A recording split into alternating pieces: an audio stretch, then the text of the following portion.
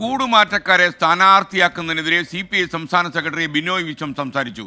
രായ്ക്ക് രാമാനുള്ള രാഷ്ട്രീയ കൂടുമാറ്റത്തെക്കുറിച്ച് എല്ലാ കക്ഷികളും ഗൗരവമായി ചിന്തിക്കണം. രാഷ്ട്രീയമായും ആശയപരവുമായ മാറ്റങ്ങൾ ഒരാഴ്ച കൊണ്ട് സാധ്യമാകില്ലെന്നും ബിനോയ് വിശ്വം 24-നോട്. ഈ രായ്ക്ക് രാമാനം ഉണ്ടാകുന്ന രാഷ്ട്രീയ ചേരുമാറ്റത്തെപ്പറ്റി എല്ലാ പാർട്ടികളും ഗൗരവമായി ചിന്തിക്കണം. അങ്ങനെയുള്ള മാറ്റങ്ങളുടെ ആശയം എടുത്തറിയാൻ എന്താണ്? ആശയപരമായി, ചിന്താപരമായി, രാഷ്ട്രീയമായി ഉണ്ടാകുന്ന മാറ്റമാണോ അത്തരം മാറ്റങ്ങൾ?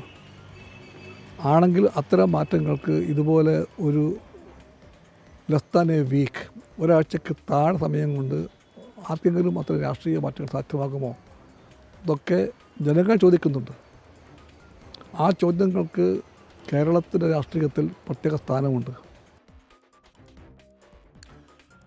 ബൽറാം നെടുങ്ങാടി ഡൽഹിയിൽ നിന്നും വിശദാംശങ്ങളുമായി ചേരുന്നു. ബൽറാം, യഥാർത്ഥത്തിൽ ഡോക്ടർ സരിനെ സ്ഥാനാർത്ഥിയാക്കിയതിനെതിരെയുള്ള പരാമർശമാണോ ഇദ്ദേഹം നടത്തുന്നത്, ബിനോയ് വിശ്വം?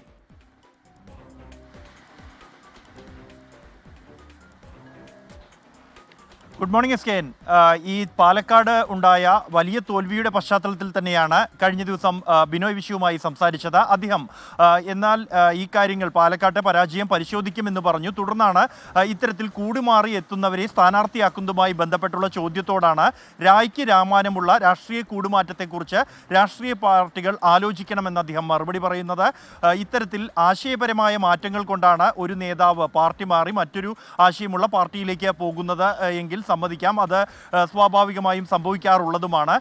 എന്നാൽ ഒരാഴ്ച കൊണ്ട് അത്തരത്തിലുള്ള ഒരു രാഷ്ട്രീയമായ ആശയമാറ്റം സാധ്യമാകുമോ എന്ന ചോദ്യമാണ് അദ്ദേഹം ഉന്നയിക്കുന്നത്. ഇത് പി സരിനും ബാധകമാണോ എന്ന ചോദ്യത്തോട്, ഇത് ഒരാൾക്ക് വേണ്ടി, ഒരു വ്യക്തിക്ക് വേണ്ടി മാത്രമല്ല, ഇത് ഒരു പൊതുവായ ഒരു പ്രസ്താവനയാണ് തൻ്റേത്, എല്ലാവർക്കും ഇത് ബാധകമാണ് എന്ന് പറയുകയായിരുന്നു. ഒപ്പം തന്നെ ഇത് സരിൻ നല്ല ഒരു വ്യക്തിയാണ് എന്നും നല്ല ഒരു സ്ഥാനാർത്ഥിയാണ് എന്നും അദ്ദേഹം പറയുന്നു.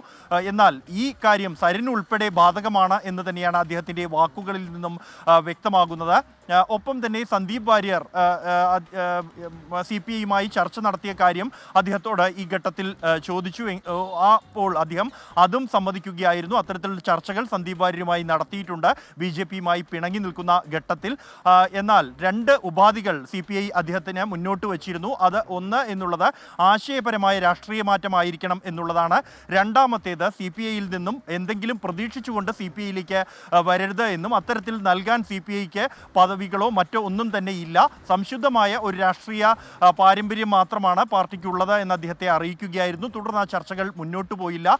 ഇത്തരത്തിൽ ഉപാധികൾ വെച്ചതുകൊണ്ടാണോ, ഇത് അംഗീകരിക്കാൻ കഴിയാത്തത് കൊണ്ടാണോ അദ്ദേഹം CPIയിലേക്ക് എത്താതിരുന്നത് എന്ന ചോദ്യത്തോട് അത് തനിക്ക് അറിയില്ല എന്നാണ് ബിനോയ് വിശ്വം പ്രതികരിച്ചത്. SKN. Okay, thank you. Balram നെടുങ്ങാടിയാണ് വിവരങ്ങൾ നൽകിയത്.